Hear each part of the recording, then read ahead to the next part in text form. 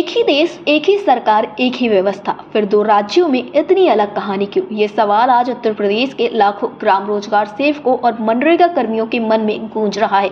एक तरफ मध्य प्रदेश में सरकार ने बड़े मंच से इन कर्मचारियों के लिए राहत और सम्मान की घोषणाएं की है, तो दूसरी तरफ उत्तर प्रदेश में इन्हीं कर्मियों को आज अपनी बुनियादी मांगों के लिए संघर्ष करना पड़ रहा है। मध्य प्रदेश के भोपाल स्थित जम्बूरी मैदान में आयोजित महासम्मेलन में मुख्यमंत्री डॉक्टर मोहन यादव ने ग्राम रोजगार सेवकों को लेकर कई अहम घोषणाएं की। उन्होंने साफ कहा कि ग्राम रोजगार सेवकों की सेवा आयु अब बढ़ाकर 62 वर्ष की जाएगी, यानी पंचायत सचिव के समान। साथ ही सरकार ने यह भी संकेत दिए हैं कि उन्हें नियमित सचिवों जैसी सुविधाएं देने पर गंभीरता से विचार किया जा रहा है। मुख्यमंत्री ने यह भी भरोसा दिलाया है कि काम रोजगार सेवक करेंगे, लेकिन उनकी चिंता सरकार करेगी। इन घोषणाओं के बाद मध्य प्रदेश के कर्मचारियों में नई उम्मीद जगी है, स्थिरता, सुरक्षा और सम्मान की।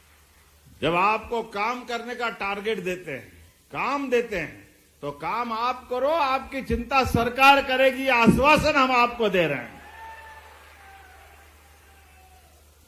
इसलिए जब मैं आपसे बात कर रहा हूं तो ऐसे समय में आपको ध्यान में होगा, आपने सबने हमसे बात कही थी कि आपके पारिश्रमिक बढ़ाना चाहिए, तो बढ़ाया था कि नहीं बढ़ाया था? आप बताओ। 9 का 18 कोई मामूली बात है क्या? जोरदार ताली बजाओ, ये 9 दूनी 18। लेकिन अभी तो अपने बीच पंचायत सचिव के भी जो रिक्त पद है उसके बारे में भी, आयु सीमा के मामले में भी, अनुकंपा के मामले में भी आपके अपने चुने हुए जनप्रतिनिधियों की हम बैठक कराकर सरकार के माध्यम से इन सारे मामलों में ठोस निर्णय लेने वाले हैं। हम आपके साथ हैं, सारे लोगों के साथ, क्योंकि ये विषयों के माध्यम से आपकी चिंता करने का काम हमारे साथ है और आपसे गांव के विकास की अपेक्षा करवाते हैं। मुझे इस बात की प्रसन्नता है, जैसे बीते समय हमने रोजगार सहायकों की आयु भी बढ़ाई है ना, आयु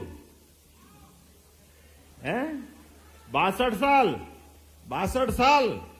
ताली वाली बजा के घोषणा करते हैं 62 साल आपके बीच में।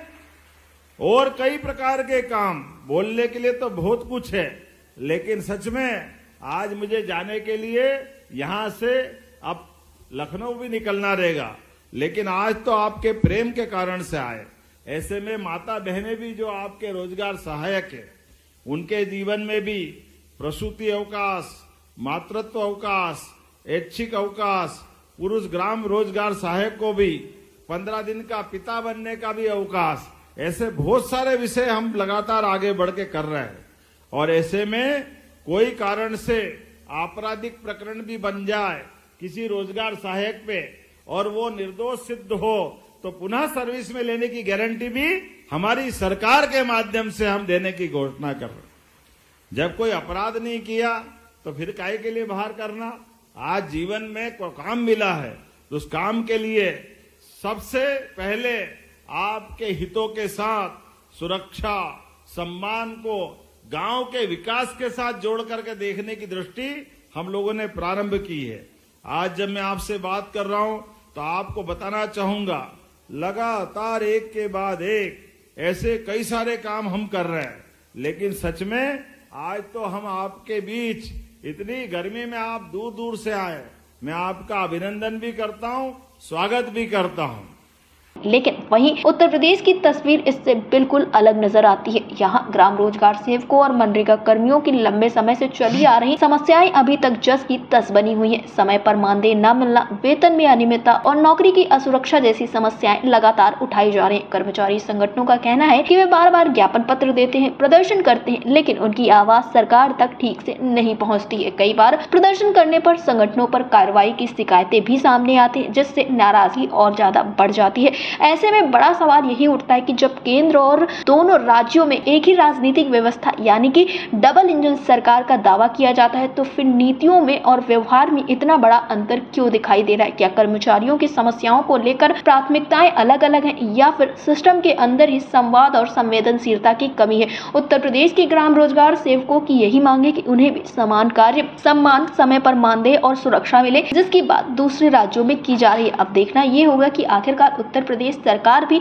अपने कर्मचारियों की इस आवाज को सुनेगी या यह सवाल यूं ही अनसुना रह जाएगा, क्योंकि उत्तर प्रदेश के जो ग्राम रोजगार सेवक हैं उनके द्वारा हर एक संभव प्रयास किया गया। जब उनके द्वारा प्रदर्शन करने की बात कही गई तो पहले ही कार्रवाई कर दी गई। इन कर्मचारियों को पूरी तरह से रोकने का प्रयास किया गया। वादे और दावे यहाँ भी बहुत सारे किए गए। जब भी मुलाकातें हुई तो हर एक मुलाकात में एक सकारात्मक आश्वासन दिखा, लेकिन फिर देखने को मिला कि इन कर्मचारियों की मांगों को नहीं सुना गया। कर्मचारी कलमबंद हड़ताल पर उतरे। न जाने कितनी बार राजधानी लखनऊ की सड़कों पर प्रदर्शन किया गया, विधानसभा घेराव किया गया, लेकिन स्थितियों में कोई बदलाव देखने को नहीं मिला। और यहीं पर यह सवाल खड़ा होता है कि जब देश, व्यवस्था और सरकार एक ही है तो आखिरकार कर्मचारियों के बीच में इस तरह का भेदभाव क्यों किया जा रहा है। फिलहाल अब देखना ये होगा कि आखिरकार उत्तर प्रदेश सरकार क्या कुछ करती है, क्योंकि संगठनों की तरफ से भी लगातार चेतावनी दी गई है कि उनके द्वारा भी बड़े कार्यक्रम किए जाएंगे। 2 जून के बाद एक बड़ा कार्यक्रम और देखने को मिल सकता है। डेस्क रिपोर्ट, अटल टीवी।